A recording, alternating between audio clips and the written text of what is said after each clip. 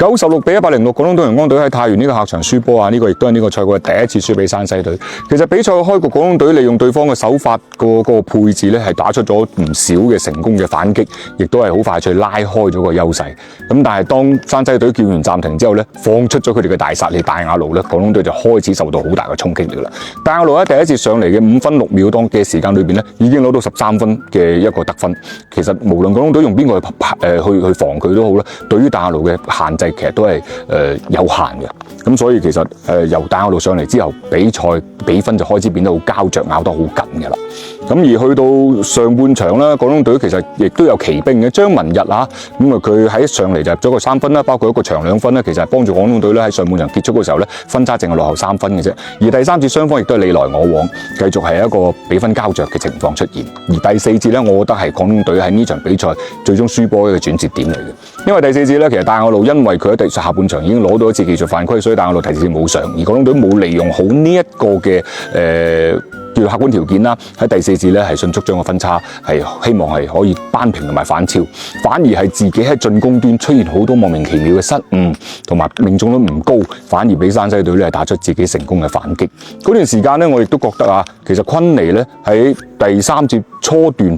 前半段做得唔錯嘅，好合理嘅傳波啦、突破啦，包括防守啦。咁但係去到過半之後咧，其實昆尼嘅體能係下降，命中率亦都下降。嗰段時間，我覺得其實應該係更要早一啲將麥卡奧換上嚟。咁其實麥卡奧換上嚟嘅時候，比賽時間得翻2分零鐘噶啦。其實嗰時候已經唔多夠噶啦。而且即係我哋都見到麥卡奧上嚟之後嘅成效真係好好啦，上嚟就打成2+1啦，包括防守端對禮特嘅限制亦都唔錯啦。但係山西隊真係叫做有福氣，或者叫做有運氣啊！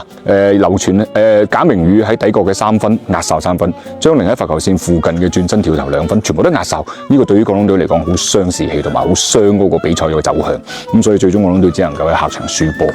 咁其實呢場比賽大家可能亦都留意到啦，我哋2、3兄弟啊，佢表現得麻麻地。其實徐傑咧賽前就已經知道咗佢係因為仲係深受腸胃炎嘅困擾啦，咁所以咧就係成個人個面色都係慘白嘅，上到嚟之後個狀態亦都係麻麻地。咁但係其實教練組喺比賽前亦都係反覆喺度考量究竟俾唔俾徐傑報名，但最終後尾都係諗住係報名捱下先啦咁樣樣。咁所以其實徐傑今日嘅表現差咧就情有可原。而另外胡明軒咧，其實亦都係喺失傷嘅困擾當中咬牙堅持。大家亦都知道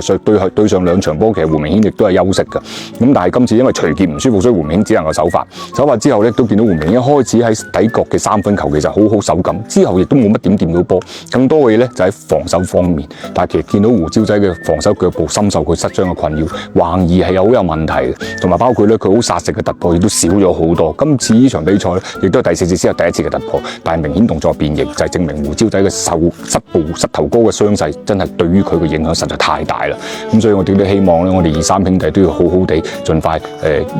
健康咁樣好翻嚟，因為對於季後賽嚟講咧，佢兩個嘅作用真係好重要嘅。咁嗱，呢場比賽輸咗之後咧，廣東隊嘅排名亦都係鎖死喺第5名㗎啦。咁所以咧，亦都希望咧球隊就做好呢個準備啦。你要打10月進8呢一輪嘅季後賽啊，咁亦都希望傳言當中嘅大外援盡快到位。咁跟住咧就可以係盡早嘅磨合啦，跟住以最好嘅狀態去迎接季後賽嘅到嚟。好啦，咁今期福本我哋係咁先啦，下期再見，拜拜。